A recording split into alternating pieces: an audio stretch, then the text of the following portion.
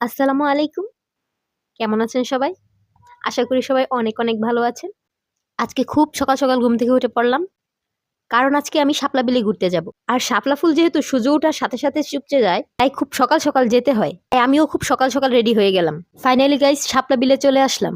আমার ছোট ২ বোনকে শাপলা বিলের মাঝখানে পাঠালাম শাপলা ফুল তুলে আনতে। আমি ভাই সাঁতার জানি না। যদি শাপলা ফুল টেনে তুলতে গিয়ে নিচে পড়ে যাই, তাহলে কুরুক্ষেত্র বেজে যাবে। সেজন্য আর রিস্ক নিলাম না। আমি পাড়ে অপেক্ষা করছি আর তারা শাপলা ফুল তুলছে। তো এই তো শাপলা ফুলের সাথে শাপলা বিলে আমি। বাড়ির সামনে বিল, নিজেদের নৌকায় ঘোরার আনন্দই অন্যরকম। আমার মনে হয় গ্রামের পরিবেশ মুগ্ধ করে না এমন কোনো মানুষ পাওয়া যাবে না। গ্রামের প্রাকৃতিক সৌন্দর্য যে কোনো মানুষকেই মুগ্ধ করে দিবে।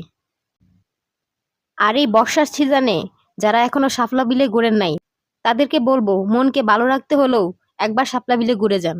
প্রকৃতির এতটা কাছে গেলে মন ভালো না হয়ে পারবে না। আমি বরাবরই এই প্রকৃতির সৌন্দর্য প্রিয়াসী, তাই বারবার ছুটে আসি প্রকৃতির টানে।